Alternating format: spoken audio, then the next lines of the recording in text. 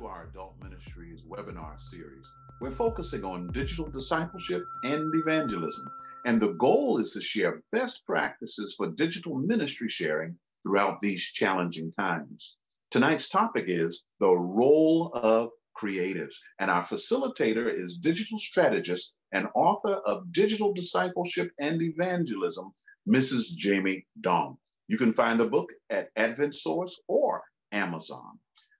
Mrs. Dorm is appreciated and applauded for leading the Smithsonian Associates, the Baltimore Symphony Orchestra, and the North American Division of Seventh-day Adventists from Digital No to Digital Go. I'm J. Alfred Johnson II, your North American Division Adult Ministries Director. After a brief word of prayer, we're going to introduce and present to you Mrs. Jamie Dong. Oh Lord, thank you so much for giving us this opportunity to come back for a webinar under the auspices of the Holy Ghost and the instruction of Mrs. Jamie Dong. Bless her in a special way. Speak to our hearts, our minds, to the degree that souls will be won to your kingdom. People will come to know you better as a result of our digital discipleship. Thank you, Lord. In Jesus' name we pray. Amen. And now, here's Jamie Dong. Hi, Jamie. Hi, Pastor, and thank you again for having me back. Um, there's a little bit, I can actually hear myself being repeated. Okay, I think it's okay now. Sorry, guys. Thank you for having me. And again, it's a delight to talk about digital discipleship and evangelism. As you guys know, this is my ultimate favorite topic to talk about. And tonight, we're actually going to explore the creator role and what it means to create content as mission.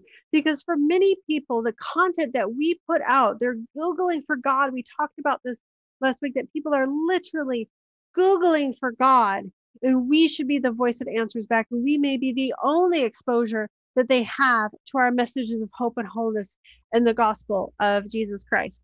So without further ado, let's dig right in. So remember, and we talked about this a little bit a couple weeks ago, but good communication is when we communicate in such a way that our audience understands. So this requires adaptation, whether it's in the physical mission field or the digital one. So this means adaptation of, using the right language, depending on the platform, understanding that, social norms and cultures may be different per platform, repackaging our messages so that it can be received for the audience that we're looking to reach on any particular platform.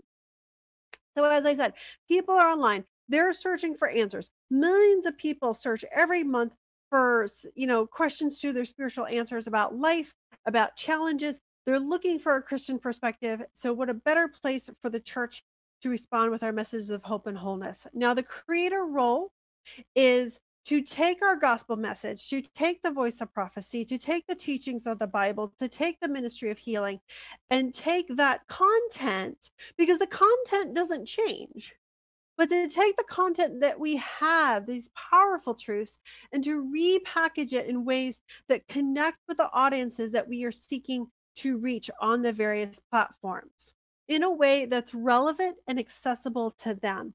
Because again, we want to reach people where they are. This is following Jesus' example. He met people where they are and he addressed their felt needs. So we're going to talk about how to do that through content. So, but before we get into that practical application of content and content creation, I want to challenge the status quo for a minute. We know that about 80% of self-proclaimed Christians don't even regularly attend church. So my question is, what if the content we're creating is the only exposure to the gospel they receive on a regular basis? And what about those who are completely unchurched? There's a growing number of people who associate themselves as nuns. Who are they, or the non-affiliate or the unchurched? How are they going to come in contact with these messages of hope and wholeness? We can use digital communication to do this, but unfortunately, the way we predominantly use communications now is to promote events. And that's okay.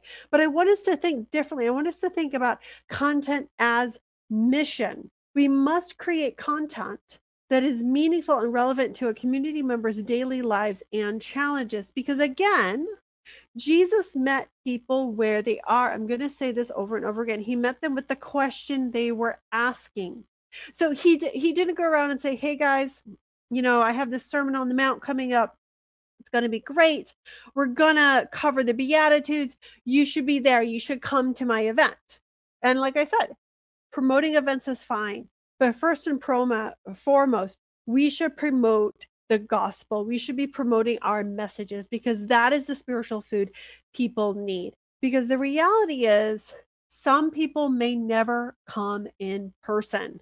Now, prior to COVID, I used to ask this question, and this was, a hypothetical question when I asked it previously, but what would you post if your church service, your events, and your Bible studies did not exist? Now, I hope that with COVID, you've adapted and you have Bible studies via Zoom and you're still having services and you're still preaching and you're still sharing. But what would you want people to know about Jesus if your building no longer existed, if you could no longer meet together in person? And for many, that is still the reality.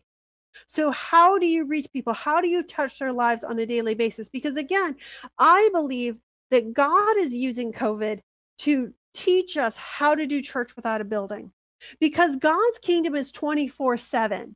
So we must learn to extend that church experience, our spiritual content, our spiritual food beyond the confines of time and space in a building to an actively engaged church that is feeding people spiritually every day of the week when they can interact with that content. We are still called to preach the gospel even when the church doors are shut, even without the church body. So what would you do then? And so the question is, what would you figure out, what content, what you would want people to know then, and do it intentionally. Figure out that content, create it intentionally, use it to reach people, use it to improve the well-being of those in your community, because the decisions we make today as a church, whether that's the local church or the corporate church level, the decisions we make today are going to determine our success 5-10 years from now, our success or failure, I should say. I believe that when we do go back to a quote unquote normal, it's going to be a new normal with different expectations. And we're going to have to figure out a hybrid way of doing things. And we may always have to be prepared to close the church doors. But I think this is an opportunity for us to figure out how to evangelize more effectively 7 days a week, not once or twice a week, to reach people every day of the week with content that is meaningful and relevant to them. Now, what this means is putting Jesus or God on display. So the life, character, and gift of Jesus Christ and God's character should be on display in our digital content and interactions. And we'll get into this a little bit in the next section on engagers. But Jesus came to not uplift himself, but to reveal an accurate picture of God.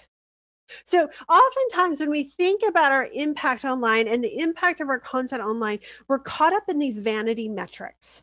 We're always like, well, how many people viewed my video? Or how many people, maybe only 100 people watched your video or your sermon or whatever it is. But the reality is, if 100 people showed up to service or showed up to your Bible study, that'd be a huge success. So we have to stop thinking about views. We have to start thinking about individual lives, individual peoples, and ask ourselves, it's not how many followers I have, but how many people are following Jesus through me. It's about portraying the truth of God's character. And you'll hear me say this many times. It doesn't matter whether you have 4 followers or 40,000 followers. There are ways to grow your influence. That is true. And you should enact those best practices. But ultimately, there has to be a purpose behind the content you share.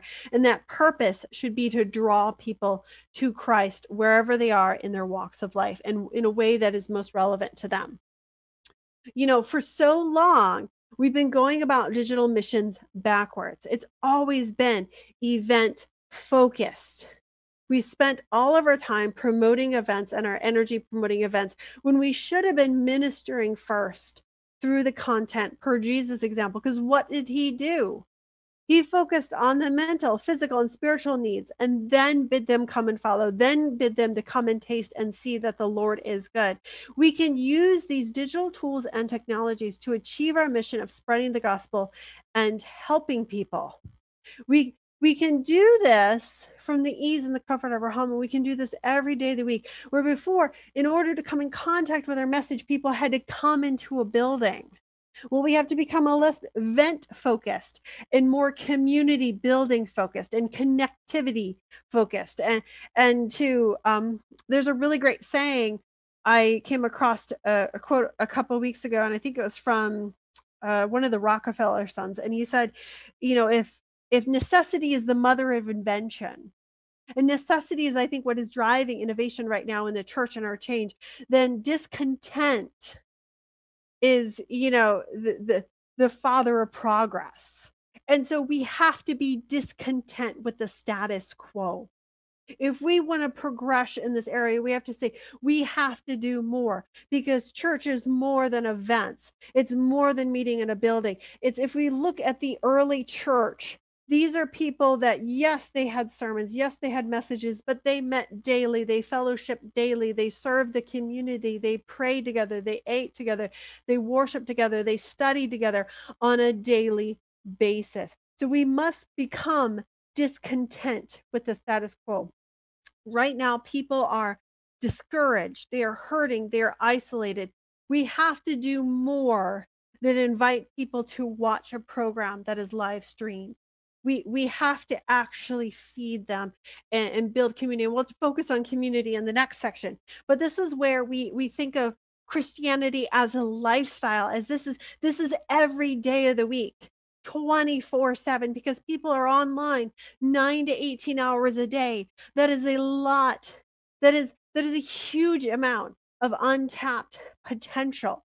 So we can encourage this lifestyle online. So if we understand that Christianity is about helping those in need and striving for ways to elevate the well-being of others, one way to do that is to create shareable content. And yes, our content should be sharing the gospel. But what we found when there was a study done, the vast majority of people shared content because they felt it would improve the well-being of others. This is what makes content shareable, is meaningful content that practically improves the well-being of others. So when I think about that, I realize who in the world could have more, who could create content like that can improve the well-being of others than the church, than the gospel, than the people of God. Like, we should be the leaders in creating content that improves the well-being of others. And that is the core of content as mission. Now, when you look at the top 5 reasons as to why people share content online, it is to improve the lives of others. Again, we should be the leader in that. The gospel message, our message is of hope and wholeness. At its core is to improve the lives of others. We have so much opportunity here to define themselves as Christians. We have a huge opportunity of people who want to be brand ambassadors for the gospel, but really haven't been given permission to do that in the online space, to grow and nourish relationships. So we often think of this silo between our physical world and our digital world, but the reality is our digital tools and technologies are a way to extend ourselves. It's an extension of ourselves into the digital world, and an extension of our relationships with others. Like the way I text and interact with my friends, the stuff I share online with them, that is part of my relationship with them. Of course, the other two are self-fulfillment and to get the word out about causes they believe in. My friends, the church, our message, the gospel meets all of these criteria. We should have the most shareable content on the planet. And this is where we must go from this event mindset of meeting in a physical space to creating content or curating content every day of the week that meets people's needs, improves the lives of others, nourishes relationships, builds community, and just allows people to be advocates for the gospel. But in order to do this, we have to be first and foremost empathetic. We have to be empathetic people. We must put ourselves in a prospective visitor's or seeker's place and seek to understand their needs and or experiences. We should seek to understand their barriers to entry or their barriers to faith and what they are and how we can try to diminish them through our services, through our content, through the relationships we build. We'll talk about, I think it's in our fifth or sixth session, we're going to dig into understanding your audience, their core values, their needs, their barriers, just this idea of deep empathy.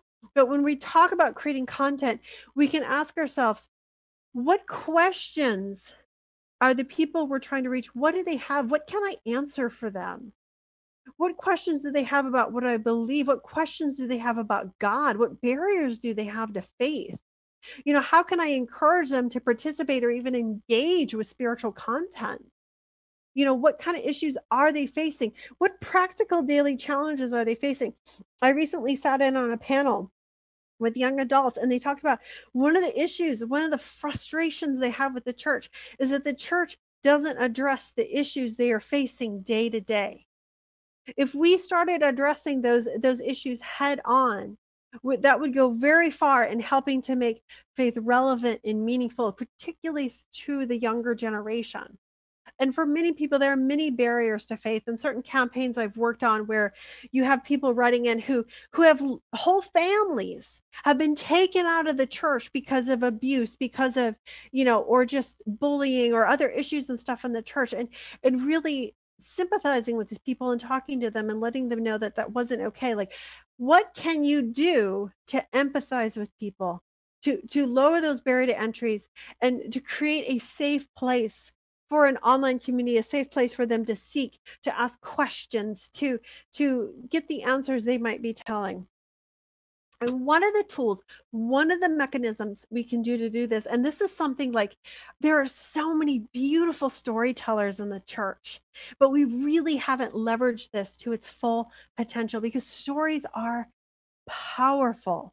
They are a powerful tool to reach and connect with people. They enable us to discuss difficult topics in a way that draws our audience in and invites them to listen. Jesus told stories. This, again, we are following a biblical example when we use storytelling as an evangelistic tool, when we use storytelling as content for evangelism. Because what it does is it helps create this spiritual thought and practice. We get people to think, because when Jesus told stories, we saw ourselves in these stories. They were easier to remember, and we can contemplate what the parable means. And the great thing about stories, especially when you're dealing with difficult topics, is they never tell us what to think. They give us something to think about. So it's something to chew on. It's something to digest. And stories don't tell us what to feel. They cause us to feel. Sometimes the feelings, all of us have had that experience where somebody tells a story and it challenges the way we viewed life because it causes us to sympathize with the character, whether they're a true story or whether it's an allegory. It challenges our beliefs that we hold dear sometimes. So this is a hugely untapped potential. And for a world that is growingly non-religious, that is, increasing in sort of almost our religion, a resistance to spirituality and not seeing it as relevance. And a lot of people who've been hurt and are hurting and, they blame God. This is a huge opportunity because stories enable us to reflect our humanity, to share our experiences in a way that people really can't question. But they allow us to connect with others and to deal with difficult truths that otherwise would be very difficult to talk about. There's actually this, I'm half Ashkenazi, and it seems strange, but this actually, my ethnicity comes relevant in the next section when we talk about this really interesting case study. But we'll talk about that in the next session. But I'm half Ashkenazi, and there's this old Jewish parable. And the parable goes something like this. It's the parable of truth and story. And so truth is going from town to town. And the thing you need to know about truth is naked. And he's going from town to town. And every town he goes in, truth is chased out. He's abused. Things are thrown at him. He is rejected. People hate truth. So truth just wants acceptance and love and just to belong. And so at some point, truth is outside on a log and he's crying and he's weeping. And from a distance, he sees beautiful Story come into a village. And Story is just welcomed and celebrated. She's covered in all these beautiful robes. And everywhere she goes, Story is loved. She's welcomed. They have her over for dinner. She's well received wherever she goes. But the thing you need to know about Story is very empathetic. Story is a sympathetic soul, and she finds Truth outside the village later on. She asks Truth what's wrong. And Truth tells her, like, they hate me. They absolutely hate me, and I'm welcomed nowhere. Story takes pity upon Truth and covers Truth with some of her beautiful robes. And then from that point on, Truth and Story travel together from village to village, and they are received and celebrated everywhere they go. And so this whole like parable, this story, this fairy tale that I just told, really, I think, gets to the heart of why stories are so powerful, because we can deal with difficult truths, the daily life challenges that people would otherwise not necessarily want to talk about in another fashion. And so to win souls, we must connect with people's experiences. And of course, stories are a very effective way to do this. God spoke to us through the stories of relatable and flawed people throughout the Bible. We see ourselves in them, and yet these stories challenge us to view ourselves, our perspective, and our choices differently. And plus, we remember stories. They motivate us towards compassion. They instill in us a desire to be better, and they connect us with our Creator and our Redeemer. So when we also share personal stories, we cast aside judgment and we put our listeners at ease by sharing the fullness of our humanity, our vulnerability, if you will. So, because when we are vulnerable, the strength of Christ's life-changing force within us speaks the loudest. And I think, especially when you speak with younger generations, we haven't been vulnerable enough. So oftentimes they feel judged, or they feel like our recommendations or whatever are coming from a place of judgment or moral superiority, when I think we can be more revealing through stories and connect better through stories, because it's such a human thing to do, is to tell stories and to connect with them. And just as a quick reminder, you guys, if anytime you have any questions, be sure to be popping them into the comment section. We're going to have a couple of opportunities for questions today, so you don't want to forget your questions or your comments or whatever you want to share. Pop them into the chat boxes, and we'll address those at the halfway point and also at the end. So now, our goal when we create content, when we share these stories, is to reveal who God really is in a world that often views the Father as vindictive, cruel, and uncaring. I know this personally. I come from an atheistic background because my parents were deeply wounded by the faith that they grew up with. When I grew up, I learned that, life was better without God, because who would want such a cruel father? But that is simply not the truth, and that is not the God that I have come to know. And so when you create content, you must ask, how will their attitude, their perceptions of God, or even themselves change because of that piece of content you have created? So we're not creating content just to create content, or we're not creating content because that's what interests us. We're creating content as an agent for change. And this is incredibly important, because we want to have as much impact and as value as possible. Because one of the things we'll talk about in the future is how one of the things the church can address, and one of the 8 root causes of death, is low self-esteem, low self-worth, lack of purposefulness. But if you know that you are a child of God and that you were created in his image, you automatically have value, because he died to redeem you, and he created and he redeemed you. You automatically have value and purpose in your life if you understand that you are a child of God. And so that is something that we can help change. That's a perception we can help change about people in a time of fear, in a time of in a time of crisis where people are struggling with anxiety, depression, feeling lost. There's so much we can do with content. We can give people hope and wholeness. Now, this is just a sampling of, and we're going to make these, these presentations available, of course, but this is just a sampling of some testimonies from a program I did early on when I was still working with the North American division called Hope Trending. It was with Pioneer Memorial Church and Dwight Nelson. As far as I know, it was the first evangelistic series that I know of that was, of its type, where it was live streamed in HD on Facebook, and it was geared towards young adults. It lasted like 9 days. Each night consisted of testimonials, stories, then a 20-minute message, and then an interactive session afterwards with questions taken from the online community. Had a very different slant. It was very modern. It was very fresh. We'll talk about how to position content later.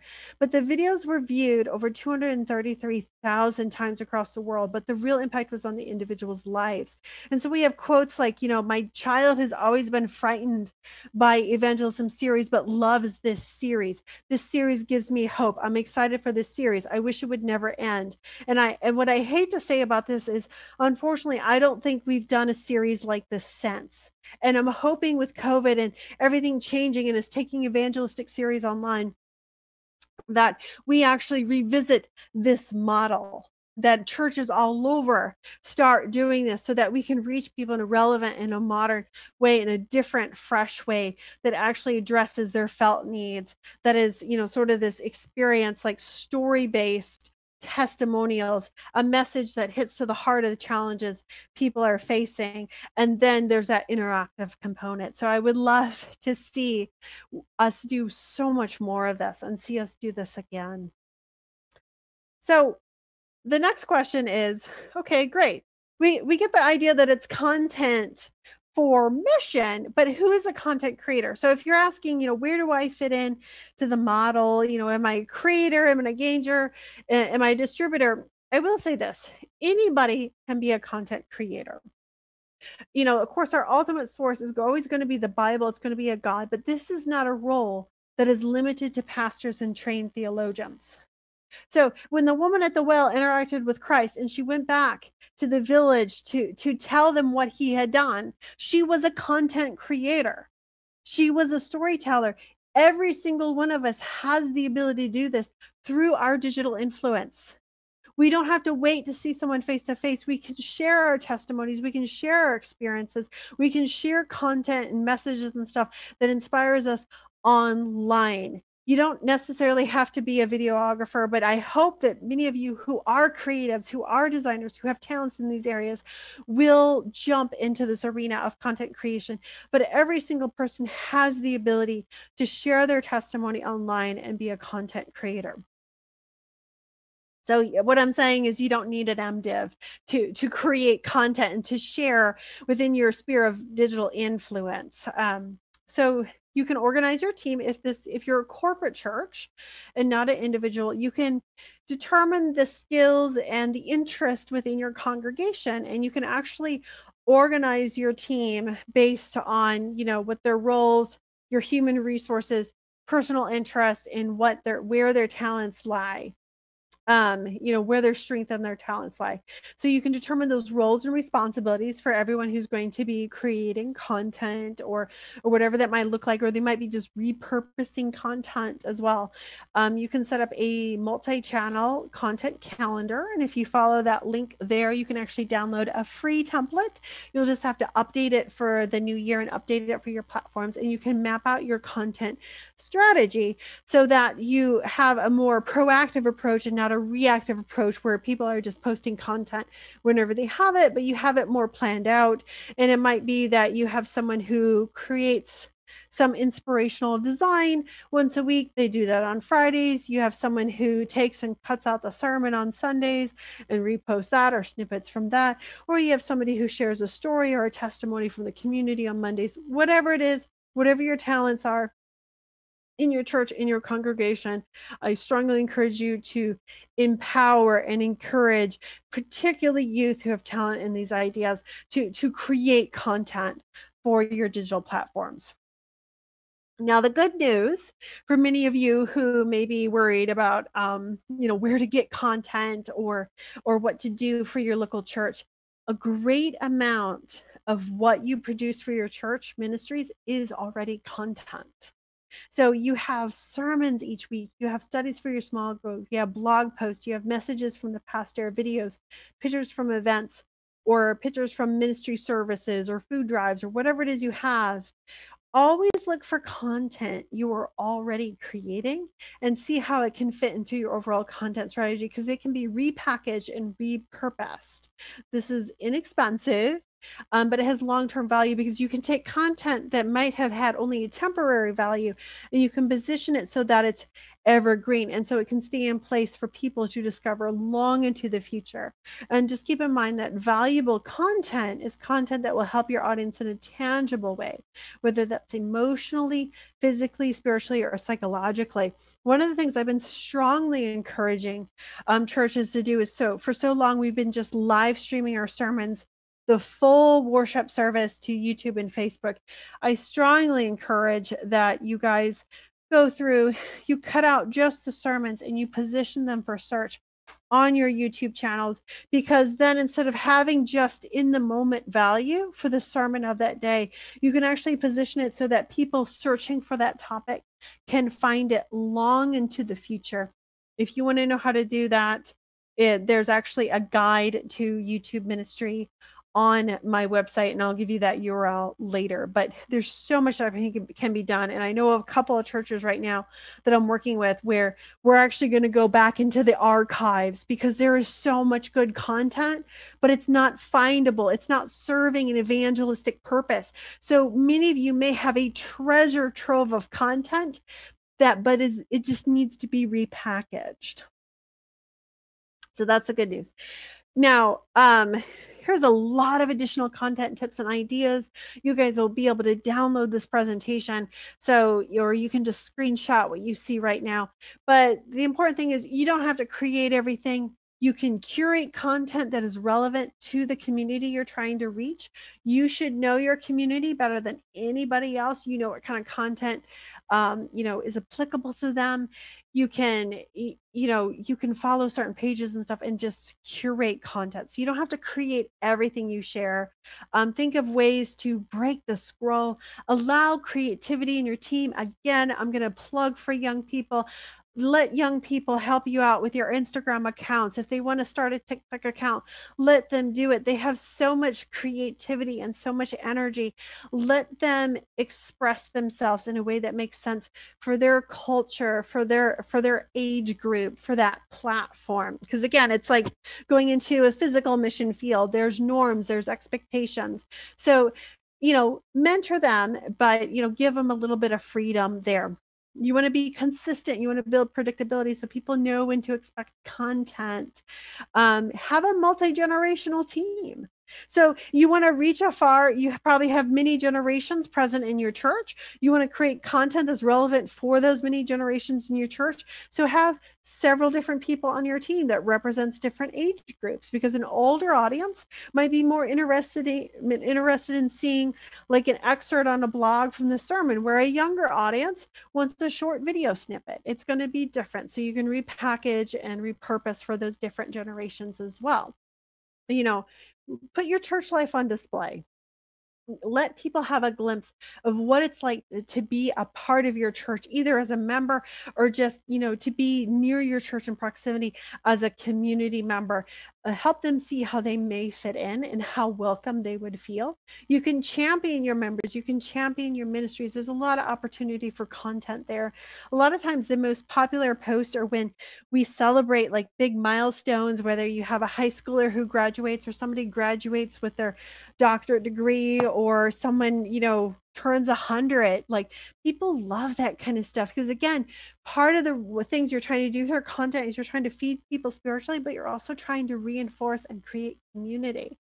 You can, of course, live stream your Bible studies, tell stories. We talked a bit about that. And of course, any kind of health nuggets, inspirational passages, practical day-to-day stuff, all of that kind of stuff is always going to be relevant. So just think about the kind of content people can share. involve different people in your church who have different talents or different skills in these areas. Keep it mixed up, figure out what people respond to, and just, be creative. Now, if you are a individual and you just want to start getting involved in content creation, but you don't necessarily want to launch a digital ministry, some of the things you can do through your own personal influence is just start slow. If you've been one of those people that have had that silo in your brain where you think of your digital life and your spiritual life as something very separate, start slowly introducing your faith to your connections online so that it seems natural, that it seems authentic. Share your whole person. You want to be authentic, you want to be a whole person, share the whole story. But weave your faith in a way that's natural for you. Again, sharing practical content will always be value added for others. Share content that you think will improve the lives of others. You know who you're connected to. You know what they might be interested in. Here's just some examples, and you can, of course, check out the link later. Now, what I think we're going to do now is we can actually take a moment for questions before we go to a commercial break. So if you guys have questions, I'm going to go to the chat and see what we can find for questions. Okay, from Path of Prophecy, would it make sense to create a blog site and then create videos as extensions of the blog? So that's a very good question. That is something that we often see news channels do. So I don't know if you ever check out like the BBC, but I think most news websites do that now, where they have like the article or the interview, and then they have the video at top. Because what happens is some people want the video, some people want the article, some people like me will read both. So if you can do that and think of it as a way to add value to the article, or add another dimension, or you might be sharing a blog post and it's about someone's spiritual experience, but how much stronger is it if you can see the person talking and sharing some aspect of that spiritual experience? That's a way to impact people, because people are visual. We are visual learners. That is why video is so popular. That is why even platforms like Instagram, that are just entirely visually based, are so popular. Okay, so can you share some examples of Adventist Facebook or web pages which are illustrating the concepts you are sharing? So I think actually, I believe Bible does the thing where they have a blog post, like a little Bible study, and then they have a video. And this is very much geared towards young people. Another ministry that is doing something that is sort of community driven content is Gorgeous to God. So this is a ministry geared towards teen girls that Erica Jones runs at the North American division. And there's like this confidential Q&A section. And so the girls can ask us anything, which is a super important key point. And I think we're going to actually talk about this ministry a little bit later, but they can ask anything without judgment. And the response they get is from a Christian perspective. So if they provide their contact information, somebody reaches out to them directly. But if it's just an open question, we actually answer it publicly, but of course, it's anonymous as to who submitted it. But we have found that has been hugely popular, because it's actually the questions, the content is driven by real questions people are asking. And so it's relevance. And I can't tell you how many testimonies of people who comment and say, it's as if this content was written specifically for me. And I think later, actually, in this presentation, or maybe it's in the next one, we'll actually dig a little bit deeper into Gorgeous to God. One of the things there's actually going to be a ministry, and we're launching a pilot probably in March with the Mount Pisgah Church down in Florida. And it's going to be candid conversations. We have 2 pastors that are going to be tackling sort of hot topics from a Christian perspective, short message. There's going to be an interactive Q&A. And then ultimately, we're starting out the content and the content's initially going to be driven by top search queries, like just questions people are asking about faith and purpose and life in general. And then based on the questions people are submitting, we're going to steer the content so that it's specifically customized to what the community is asking. And that particular ministry is going to be geared towards the unchurched within 50 miles of that church. And they have a whole system to actually, we're going to implement so that there's an engagement crew that helps, get people, like pray for people, help encourage them to become part of the community, but not in the traditional sense where it's like, oh, hey, thanks for your email. Would you like to do this 20-part amazing facts Bible study? It's going to be, what questions do you have? And we're going to start there. So there's just a few examples of some Adventist entities that are taking these principles in different ways. But honestly, I would love to see so many more people doing this. I would love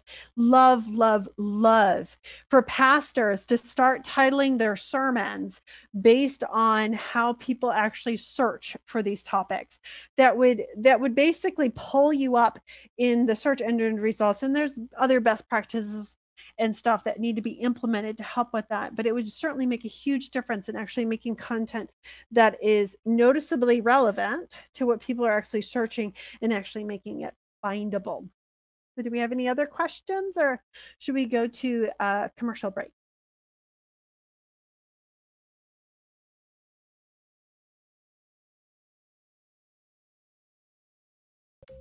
All right. The Amazon Echo Dot is a hands-free voice control device that uses far-field voice recognition for voice-activated digital assistants. The North American Division Adult Ministries Department, with the aid of very talented Alexa programmers, has developed an Alexa skill for the Adult Bible Study Guide. This resource for the Echo Dot is in response to today's demanding, fast-paced society, delivering on-demand audio sharing and the daily Adult Bible Study Guide. As the program develops, there will be more commands and features programmed into the Adult Bible Study Guide Alexa skill. The North American Division Adult Ministries Department is proud to present this innovative tool for Bible study. This skill is now available in the Alexa Skill Catalog on Amazon.com.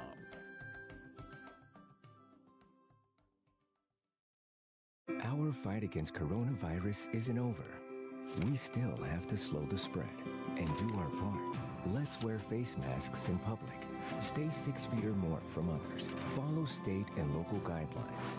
Wash our hands frequently and stay home when we feel safe. For ourselves, for our loved ones, for our future. Let's move forward together. Learn more at coronavirus.gov. Well, hello. Somebody actually has another question, and it's about they're asking me to elaborate on top search queries. So we're actually going to dig into that. If you'll hold for just a moment, I'm going to share my screen and we'll go back and we'll jump directly into content evangelism. So we're just going to keep exploring. We're going to keep jumping down this path.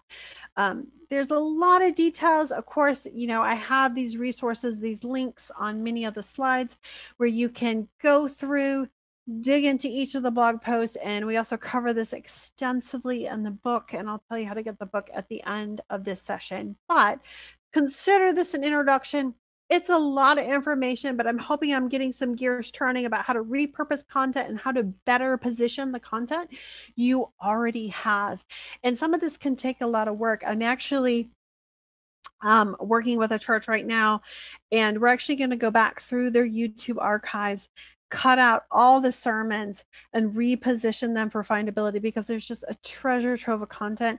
Going to be a lot of work, but they have a team of 5 that are going to be working on it. But it can really pay dividends, because there's we'll talk about it at the end, but on my website I have this free guide for how to use YouTube for ministry. And using those principles, we've used that for our own personal ministry, Angels in the Glen. And in 6 months of launching content, we've gotten over 270,000 views and 50,000 watch hours.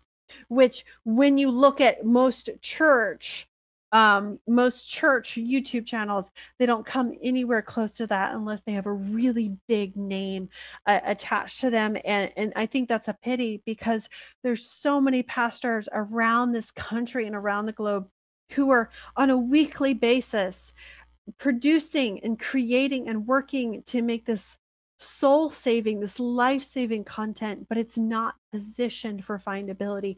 So people are searching online for answers to their questions. They're seeking to understand the Bible, they're seeking to understand truth. We've already created so much content, but we need to make it where they can find it. Okay, so we're going to dig into content evangelism. When it comes to digital discipleship and evangelism, our content, which many of you are already creating content, is made to inform, to educate, and inspire. So it's for the purpose of attracting and nurturing a loyal audience that connects with our ministry's message, that connects, with the gospel, that connects with God, that connects with your community. So our goal is to ultimately support their growth in their spiritual journey. So oftentimes as marketers, and I want you to just think of marketing as evangelism because it's really it's the same idea.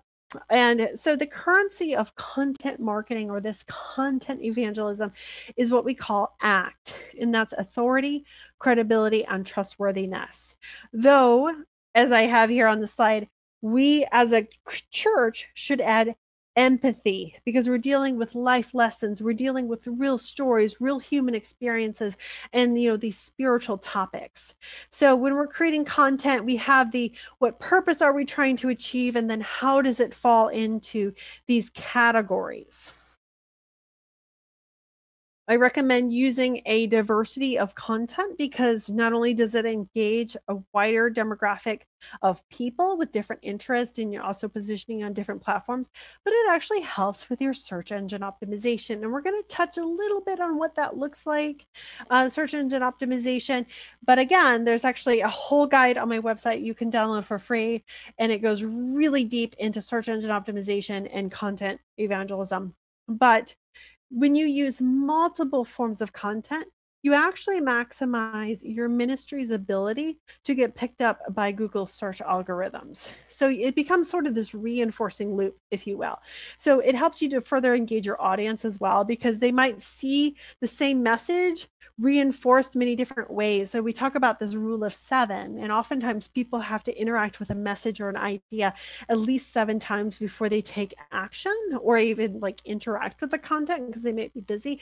So if they see like a blog post and then they see a video snippet and then they see like a pulled quote on a pretty image, it's reinforcing a spiritual message throughout the week. Certain forms of content will perform better with certain audiences than others. In one of our later sessions, we're going to talk about understanding your audience. So depending on who you want to reach, you might want to focus on certain kind of content over other types of content. But when you diversify your content and you diversify your content creation strategy, you optimize your reach and you increase your impact across a variety of demographics. And again, you can take one piece of content and repackage it several different ways.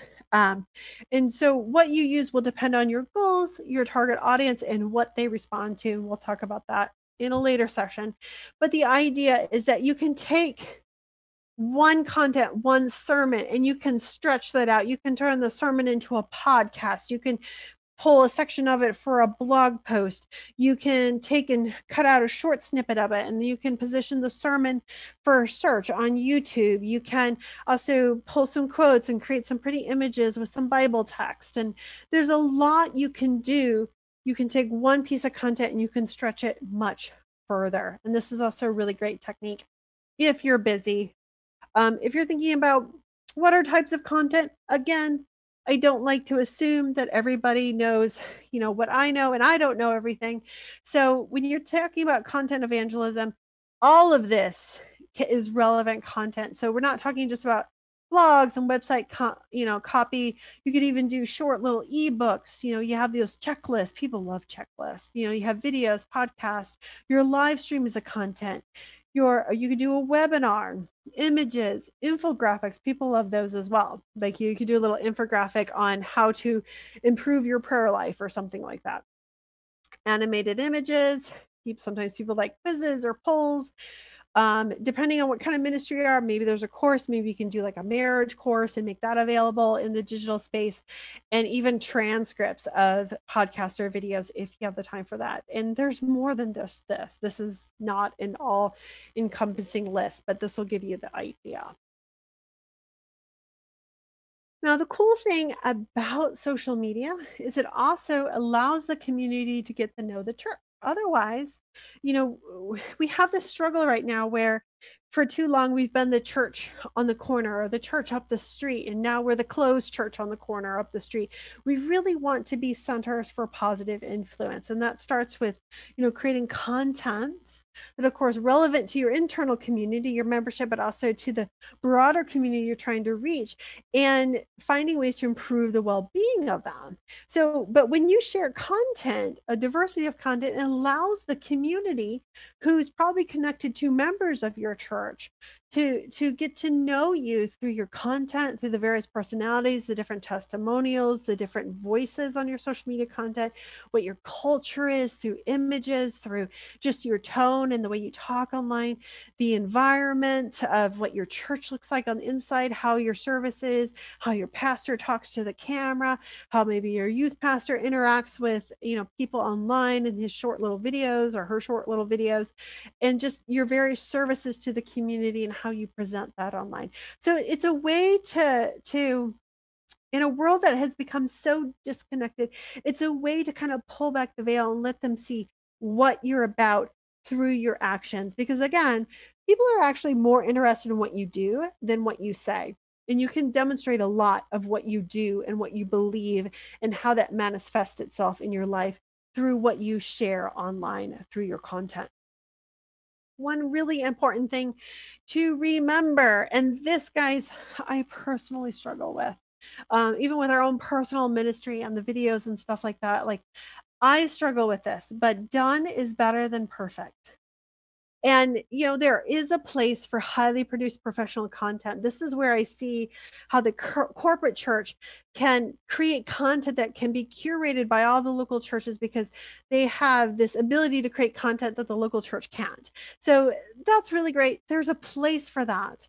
But don't let resource or skill set limitations prevent you from creating valuable content, because we see this in viral videos all the time. Shaky, grainy, bad videos that go viral. But the reason they go viral is because they're interesting to people, their personal story, or they speak to a human need. Your videos do not always have to be perfectly produced pieces. And in fact, as a local church, they shouldn't be. It can actually turn people away, especially younger generations who are really looking for authenticity and transparency. Now, that doesn't mean to be like sloppy or allow for typos or whatever, but understand you are not competing with Fortune 500 companies or mega church branding. Local churches or small ministries or, even individuals have the advantage when it comes to showcasing real people, authenticity, and community that will go much further than an overproduced perfect piece.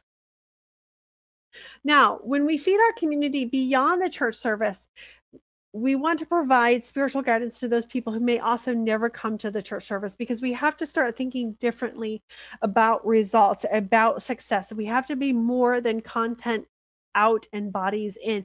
We have to create content that helps move people through their spiritual journeys wherever they are. Find a need that your ministry, that your church, or you as an individual can fulfill, and create content for that need. Because remember, 80% of even professed Christians do not regularly attend church. Our content may be the only interaction they have with the gospel throughout the week. And so we must take this very seriously. Now, the person who asked about the top Google searches for inspiration, this is a great hack. There's a tool that you can download called TubeBuddy, and it actually will give you SEO rankings. And if you have a YouTube channel, it'll also give you rankings for like how your channel would fare with a certain title or topic or something like that. So what I'm suggesting is that you essentially find content, if you're curating content, where you can write content or create content related to top Google searches.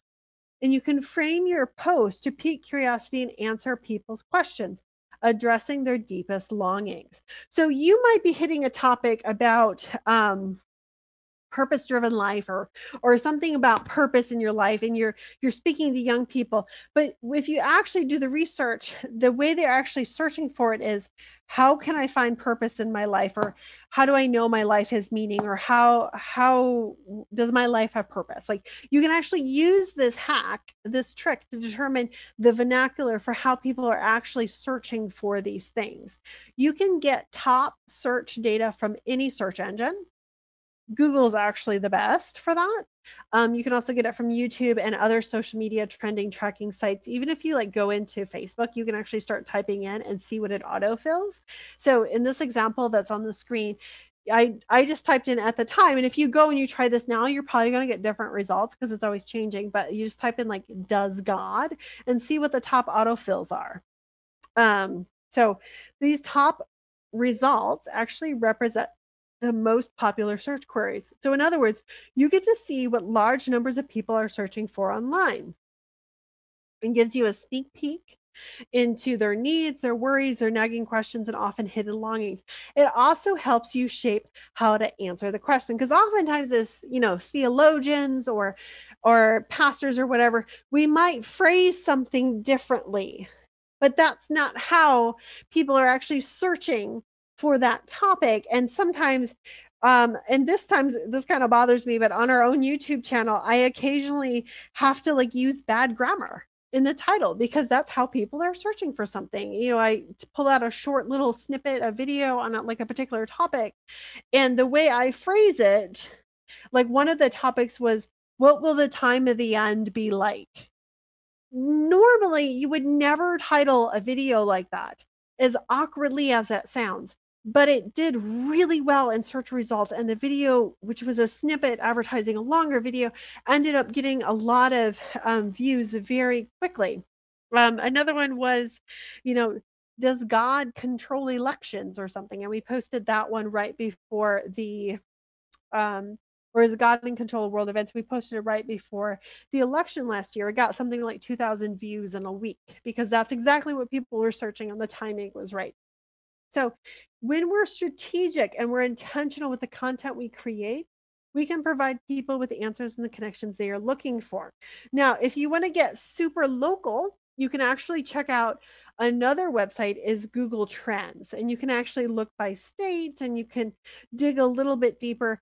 Honestly, I don't like that tool a whole lot. I don't think it's all that helpful. I've had a lot of good luck with TubeBuddy on YouTube, and just looking at the large, what the overall search trends are, because it's probably pretty similar everywhere in the country of what people are searching for, especially if you're trying to reach seekers.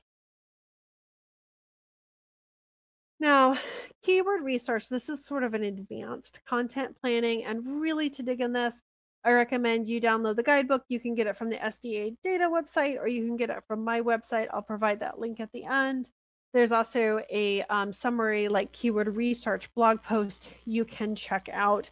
This gets pretty nitty gritty, but I love it because I can be kind of geeky. But keyword research is the core of what is known as search engine optimization, kind of copywriting or content based on the search engine principle. So basically, you're doing the research to figure out how people are searching for something and what they're searching for, and then you're creating content specific to what people are searching for and how they're searching for it.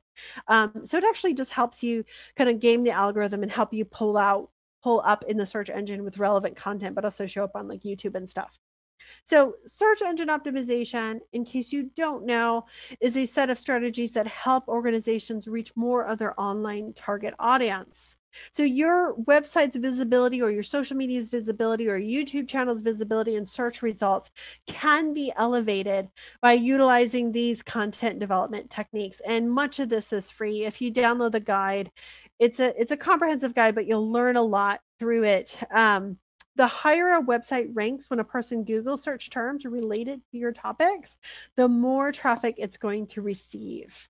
And so when you research keywords, it removes a lot of the guesswork when you're trying to figure out which topics related to your ministry or mission make the most sense to explore. So whether that's, coming up with sermons or actually writing blog posts related to, maybe you're a women's ministry leader, maybe you're a prisons ministry leader or a personal ministry leader, it really takes out the guesswork, and it bridges that gap between sort of your experience talking with people, your hunches and the data, and what information people want and need. So oftentimes, like, when we talk to people, or even when, like, for Gorgeous to God, when people would submit questions, we might write an entire blog post based on that question, but we would do the research on what to title the blog post based on how people are searching for that information. And it really does pay dividends. And once you get used to doing it, you can do it rather quickly.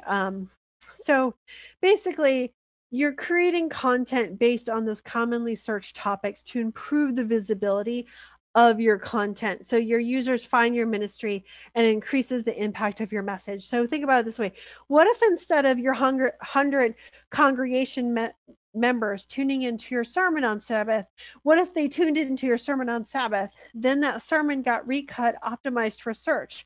And then over the next year, 5,000 people viewed that sermon. You're going to have a lot more impact. You're going to create evergreen content, so that we can accomplish more. Because, like I said in the first session, people are Googling for questions to, answers to life's most difficult questions.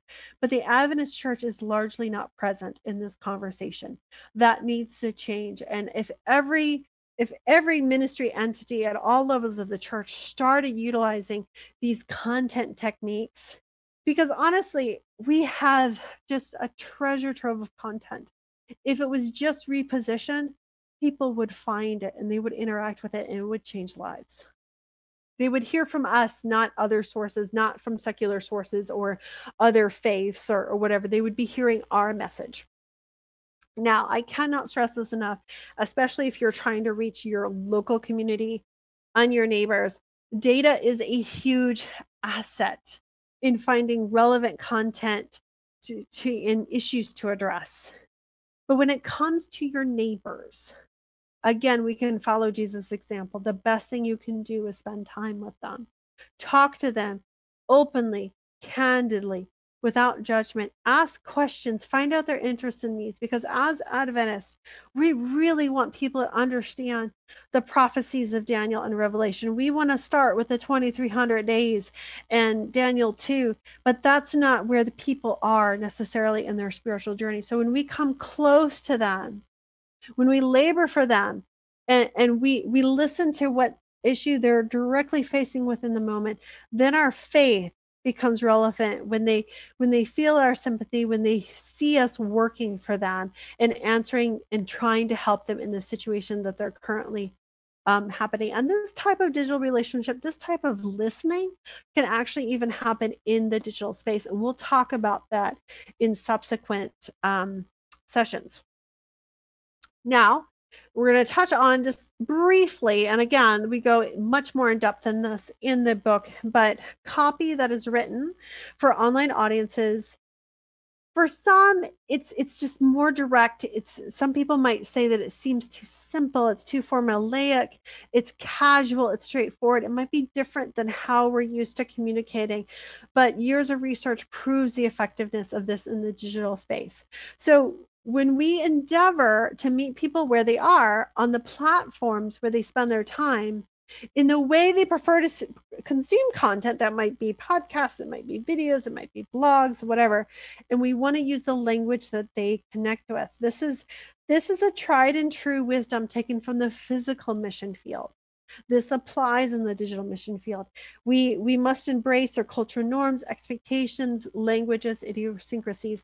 The same is true when we jump into these different digital platforms. There is a culture there. There is language. There is norms and certain things that we must adapt to. And it's more casual than what we might be accustomed to. But what this means is when you're speaking online, you want to be conversational and straightforward. You want to like talk like you're explaining something to somebody you would know. Write like you would speak, write in a way that's simple, straightforward, easy to understand. Make sure it's easily readable. Use words like your, I, and you. Use active voice. Similes, metaphors, stories, but don't go overboard, and contractions. So you're going to write like you would speak. And again, there's this idea of short stories, keeping it short and digestible. You want to think about snackable content. You wouldn't waste your time on flowery language. You try and relate to the concept to the friend's life. You want to make it directly relevant. You want to be upfront with why this particular topic is, important to them and can benefit them. Because remember, the number one reason people share content online is because they think it'll improve the lives of others. So as digital evangelists, our goal should be to create the shareable content that benefits the lives of others, and the church should be the leader in the content of this kind, which means being direct to the point, letting them know how it will benefit them. We wouldn't spend a lot of details on technical issues, bells and whistles, unless you know that your friend is interested in that. There are certain ministries where that's relevant. So like our personal ministry is going through in-depth teachings of Daniel and Revelation. We do get technical, but there's an audience for that. So depending on who you're speaking to and who you're trying to reach, you're going to customize your language and make it personal to them. Now, when you want to reach your target audience, you want to reach them in a deep and emotionally compelling way. We are emotional beings. There's a good book I read that was basically about psychology that basically says that everybody has a driver, and that's our mouthpiece, and they're riding the elephant, and the elephant is our emotions. And the driver is often sort of the PR for the elephant. We often come up with the reasons for our actions afterwards that make it seem logical, but at the end of the day, we are emotional beings. So we want to be effective communicators through powerful evangelism. We want to create authentic connections. And in the case of mission work or cause-based initiatives, strategic placement of words can help facilitate deeper thought and increase impact on the reader, driving them to action. And I do not mean, I am saying against this, not in a manipulative way. The reason we share stories is because they cause us to feel. We want people to take action. So we don't do this in a bait and switch way. As a church, we should always be direct, straightforward, authentic, and honest. But it's okay to also leverage emotion and to evoke emotional response with our images, with our text, to help motivate people towards action, to help with a cause or whatever have you. And there's actually a lot of psychology behind this.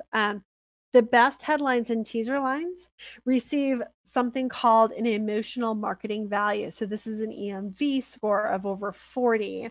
So in other words, the best online writing incorporates high impact words in a way that is quickly understood by the reader and evokes an emotional response. So we are emotional beings. We often make decisions emotionally and use our mouthpiece to add logical reasons over it, but we are emotional. So in a world of competing priorities and overwhelming need, this is a useful tool to help your message stand out in the digital clutter. So your message must be read to have impact. And so the emotional richness of copy is actually evaluated on 3 categories. We have intellectual, we have empathetic, and spiritual. Now you can actually go to this website and you can play around with your different headlines. So I just gave an example here, a marriage example, because we know often people struggle with marriages. The church has an opportunity to fulfill a need there from a Christian perspective.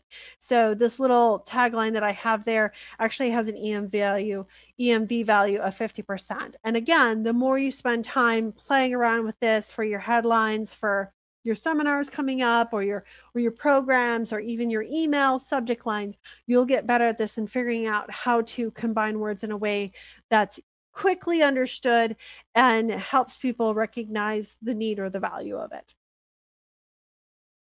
Now, one of the things we can do in our copy, still using this marriage example with our content, is you want to validate them and validate their experiences and what they're needing. And one of the things we can offer to get people to take action, to take that next step, is to offer them a solution to their problem or their felt need. So this is where we can, create conversations, we can address the pain points, and we can do all this without asking anything in return, and we can build a relationship based on the community. So here's an example of, in this case, we're asking them to sign up, but you can also do this with content where there is no like call to action.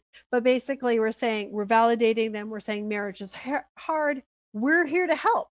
Join us. There's your first call to action for a free marriage program where you'll learn practical tips for improving your marriage. So this is all practical. This is straightforward.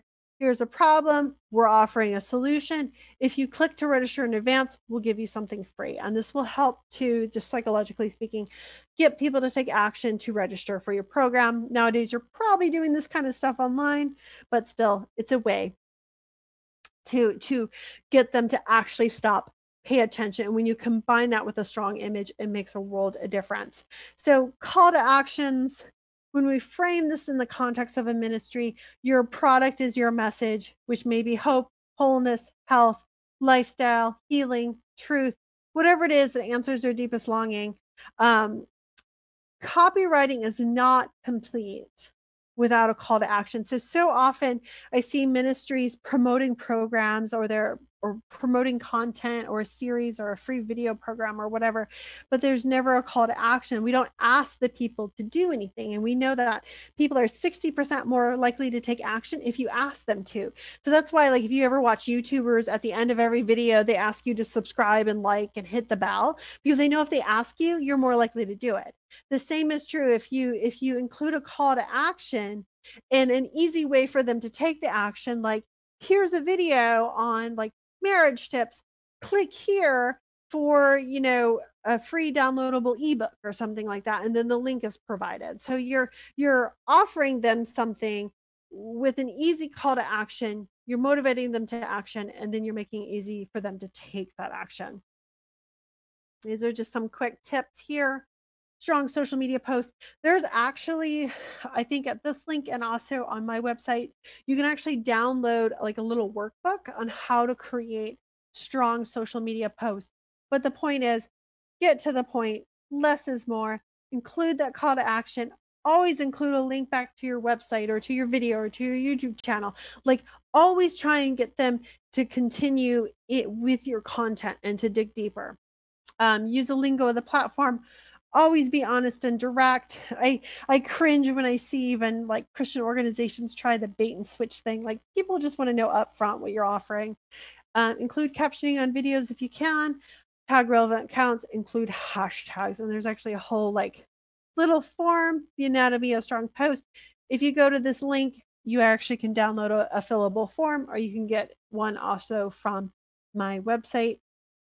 Another important component is choosing strong visuals. So you don't need to have a designer on your team to help you create compelling visuals. While proper Photoshop and design training is an incredibly valuable asset in communication and should be utilized if possible, you are not limited to bad graphics, even if your resources are limited. There's actually a lot of free or low-cost web-based tools out there like canva.com, and that's just canva.com, and it has pre-made templates for social media images. And if you're short on high quality images, there's a lot of stock photography, and if you have a pro account on Canva, you get like a ton of stock photography for free. There's also pexels.com, unsplash.com. There's a lot of places for you to get resources of high quality professional images. You can use the rule of thirds when laying out so that visually it's compelling. So your points of interest in the image are across those intersecting lines that you see there in that black and white photo. You want to think of ways to make your content stand out. You want to try and stop the scroll, but you want creativity, and yet you still want to keep it simple. You want to make sure that bright colors, things that bold text. If you do have text on the image, that the text is easily readable. This is really important on YouTube with your thumbnails. You want to make sure that if you do put text on an image, that it's easy to read from a mobile screen. And again, this idea of an emotional response that tells a story that makes sense with the text of the message. So oftentimes we'll see things like, Revelation series, and it's like, Revelation is hope or peace or whatever. And in the background, it's like the earth on fire. So we really want to think about the psychology of what you're trying to convey and using more modern, fresh images so that the words and the images work together. And oftentimes, honestly, the images speak louder than words. And you see this all the time on social media where someone will have an image of something else. And a good example of that right now is we see a lot of this image going around of like a needle, and it says, mandatory vacations for everybody, but nobody reads the text. Everybody assumes this is mandatory vaccinations. And then of course you get this myriad of responses and people upset because they have allergies or whatever. And as a marketer and a professional communicator, I look at that and I say, oh, that's a really great example of how the image overshadows whatever the text is. And of course, they're doing that as a joke, but think about that. When you're choosing your images, realize that that's going to tell the story more than even the text. So it's very, very important. Fail productively. We're almost to the end and to the questions, but one of the things I want to leave you with is this idea that not every idea is going to translate, and that's okay as long as you learn every time. The great thing about social media is unless you do something horribly offensive, which you guys as ministry leaders and good Christians, I'm going to have faith that you're not going to do that. If it doesn't translate, it doesn't go anywhere. And actually the online community is very forgiving and there's very little cost. So if something doesn't work, you can try again. You can try a different angle. You can try a different image. You can try a different concept. You can try different text.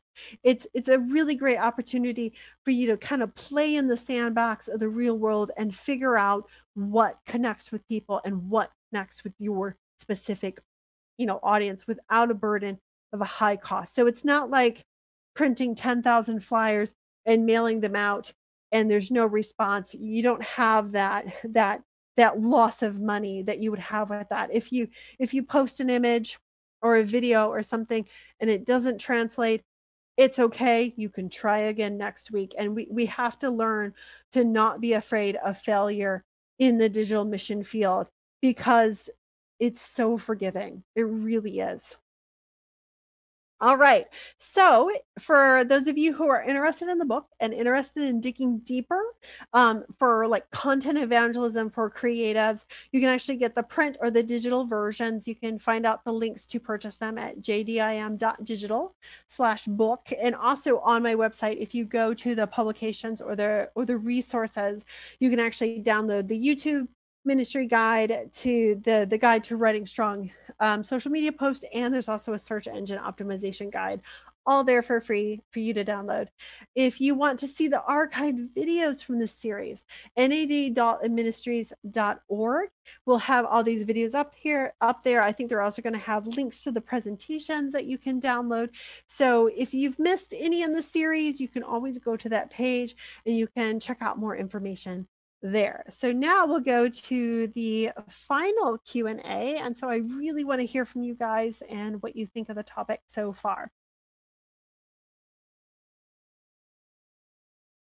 Yes. So someone's asking, can you speak about different writing for different social media platforms? And we dig into this a little bit more in the book, but part of the premise of the book was the idea that while the platforms will change, these principles largely will not. So for Twitter is essentially a microblogging website. It's, these short 250 like character messages. You can include a GIF. There's certain language colloquialisms like RT for retweet. You can tag others. You can, they're called tweets. So the way you kind of speak on Twitter tends to be a little bit more shorthand. Especially younger generations use a lot of emojis. Facebook tends to gear towards older generations. And since most churches have, a variety of age groups and probably have a large amount of older generations, I feel that all churches should be on Facebook. There's more engagement. People do tend to speak more long-handedly, but they also use emojis. They do tag people, they do share, they do comment.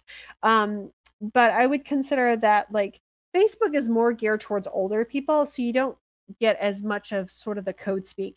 Now, if you're getting on like Twitter, I've literally seen tweets from young people and I don't know what they're saying. They speak in emojis. It's amazing. So they've kind of gone back to hieroglyphics, but it's a language for them. And they have a lot of terms and phrases that mean something to them. There's a lot of meaning behind the GIFs. So those little animated pictures that are used for relevancy. Instagram, if you ever, this is also on Twitter. If you say DM me, that means direct message. That also works on Facebook as well. Instagram is highly visual. You can do short 10-minute videos through IGTV.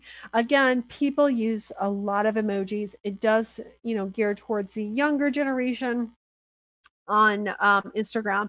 If we get onto TikTok, then I definitely I've watched some of those videos and they're so witty, and I love how young people are sort of re-envisioning the Bible stories and the parables. But I got to be honest, sometimes the words and the phrases they're using, it's definitely from a different generation. And again, this is why I think it's really important to have people from certain age groups leading your content to those certain age groups. Because again, we know that somebody from a certain group is more likely to be able to reach that group because they're speaking to their own generation, and there literally is like code speak for younger generations. So somebody's asking, what does EMV stand for? That's the emotional marketing value that I was talking about.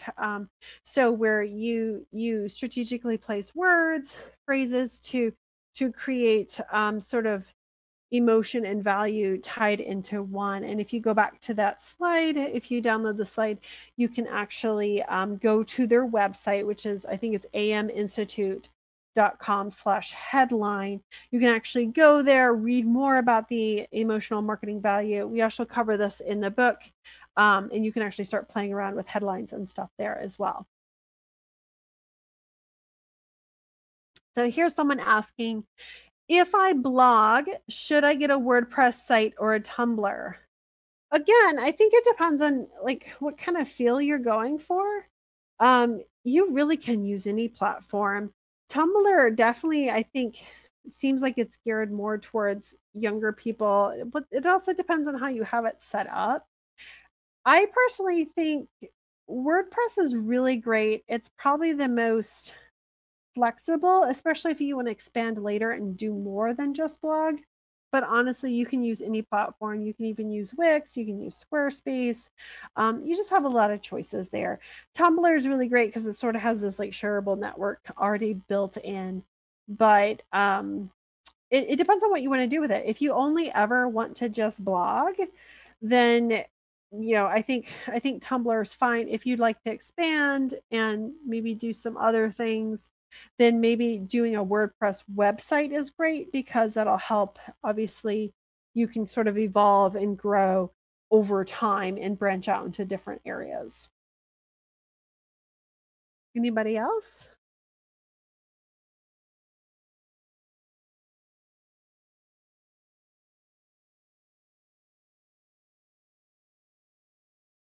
Does anybody have any just general observation or things that you have found challenging, or the types of content that you've put out or topics that you've put out that really struck a chord with your audience that maybe surprised you?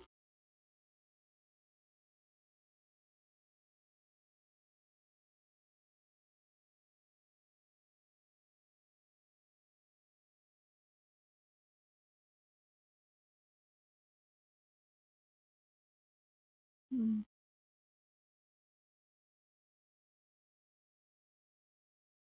So one of the things I would add to this idea of content evangelism is, and we'll talk about this more in the Understanding Your Audience presentation later, where we really get into personas and core values and felt needs, is content that is relevant will always strike a chord. So the goal here with content evangelism, so if you remember one thing from tonight,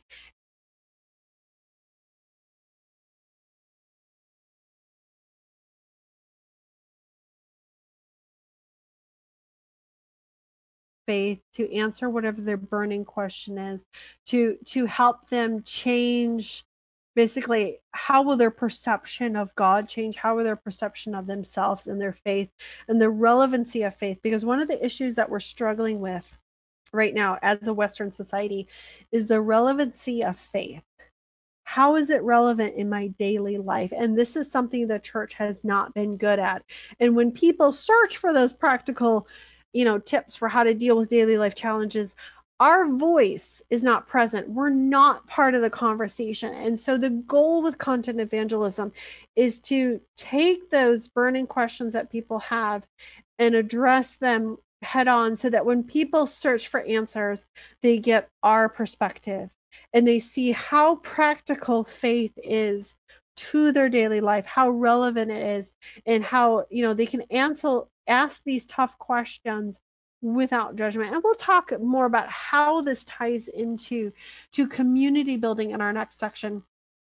Our next section is going to be on the engagers. So those community builders, there's like frontline workers of ministry, and literally how having an engagement strategy, how just being present, available, and accessible can literally save lives. Because when we look at the root causes of death and despair and strife in the human experience, those are all things the church could be attending to through our services, through our community, and through these messages and this truth that we have to share.